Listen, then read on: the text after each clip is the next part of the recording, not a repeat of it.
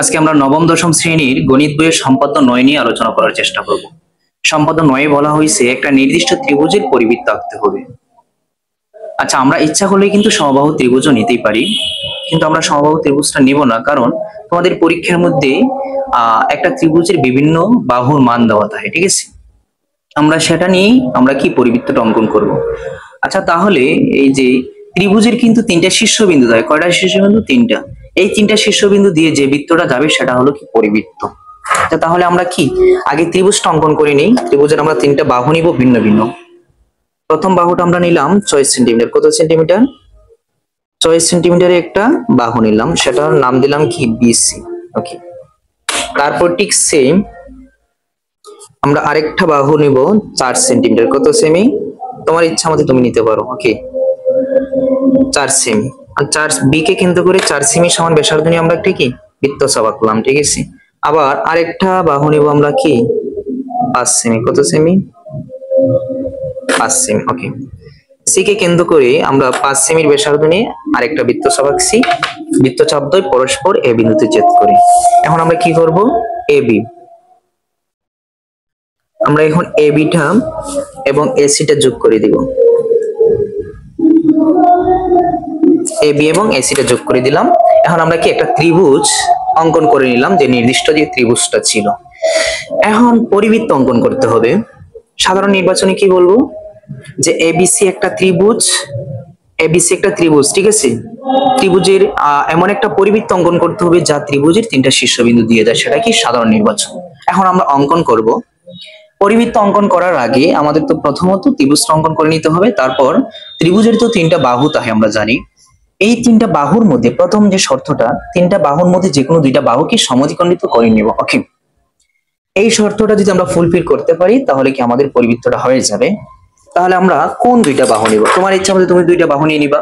আমি নিব A B এবং এসসি। তুমি ইচ্ছা হলে এ বি এবং বিসিও নিতে পারো। আচ্ছা, সমদ্বিখণ্ডিত কিভাবে করা যায়? অর্ধেকের চেয়ে বেশি ব্যাসার্ধ নিতে হবে। আমরা এখানে মনে হয় অর্ধেক, আরেকটু বেশি নিলাম। অর্ধেকের চেয়ে বেশি ব্যাসার্ধ নিয়ে আমরা বৃত্তচাপ আঁকলাম।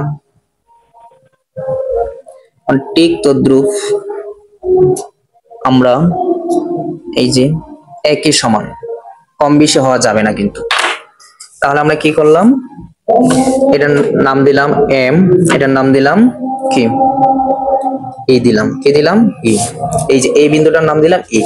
এখন আমরা এম ই যোগ করে দিব। আমরা এখানে কলমটা ধরবো, এখানে কলমটা ধরবো, ঠিক আছে? আমরা এম এ একটা রেখাংশ পেলাম। তাহলে আমরা এখানে কি পেলাম? এ বি এর লম্ব সমদ্বিখণ্ডক, এখানে একটা রেখাংশ পাইছি এম ই। এখন আমরা আমাদের কিন্তু কাজ একটা শেষ। আরেকটা কাজ কি রয়েছে? এসি কে সমদ্বিখণ্ডিত করব। সমদ্বিখণ্ডিত মানে এই যে বাহুটা, সেই বাহুটা আমরা অর্ধেক করে নিব আর কি। এখন অর্ধেকের চেয়ে বেশি ব্যাসার্ধ নিলাম, এখানেও নিলাম। তারপর এই যে ওকে, এখন এখানে দেখো আমরা এখানে এই বিন্দুর নাম দিলাম এন, এই বিন্দুর নাম দিলাম এফ। এই যে এই বিন্দুর নাম এফ। এখন কি আমরা এফ এনটা যোগ করতে পারি না? আমরা এফ এনটা কি করে দিব? যোগ করে দিব। এই তো সামান্য আমার 19-20 হয়ে গেছে। আচ্ছা, যাই হোক, এফ এন আমরা কি করলাম? যোগ করে দিলাম। মানে এফ এন যোগ করার পর, আচ্ছা, এই বাহুটাকে আমরা আরেকটু বর্ধিত করে নিব, তাহলে বুঝতে সুবিধা হবে। এই যে এখন এই যে আমরা এখানেও তো একটা রেখাংশ পাইছি, কি এফ এন একটা রেখাংশ পাইছি। এখন এফ এন রেখাংশটা এবং ই এম রেখাংশটা একটা বিন্দুতে কিন্তু ছেদ করছে। সেই বিন্দুটার নাম দিলাম আমরা অ বিন্দু। কি দিলাম আমরা? অ বিন্দু দিলাম। এই বিন্দুর নাম কি আমরা এখানে লিখলাম, কোনো সমস্যা নেই, অ বিন্দু। এখন আমরা ও এ এবং ও সি ও বি কিন্তু আমাদের সমান হবে। আমরা যে কোনো একটা যোগ করে নিলাম। আমরা যোগ করব কি ও এ। এই তো এটা যোগ করে নিলাম। এখন ও এর সমান ব্যাসার্ধ নিয়ে আমরা একটা বৃত্ত অঙ্কন করব। করছে কিন্তু এখন যদি তোমার এখানে কম বেশি হয় তাহলে কিন্তু আবার হবে না কিন্তু, ঠিক আছে?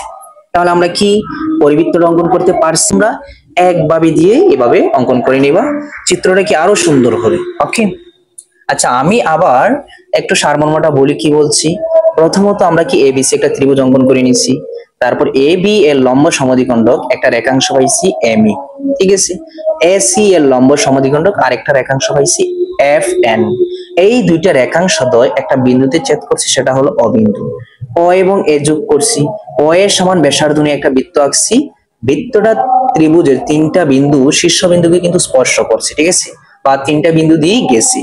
এখন এই যে সেই ত্রিভুজটাই কি আমাদের কি পরিবৃত্ত, ঠিক আছে।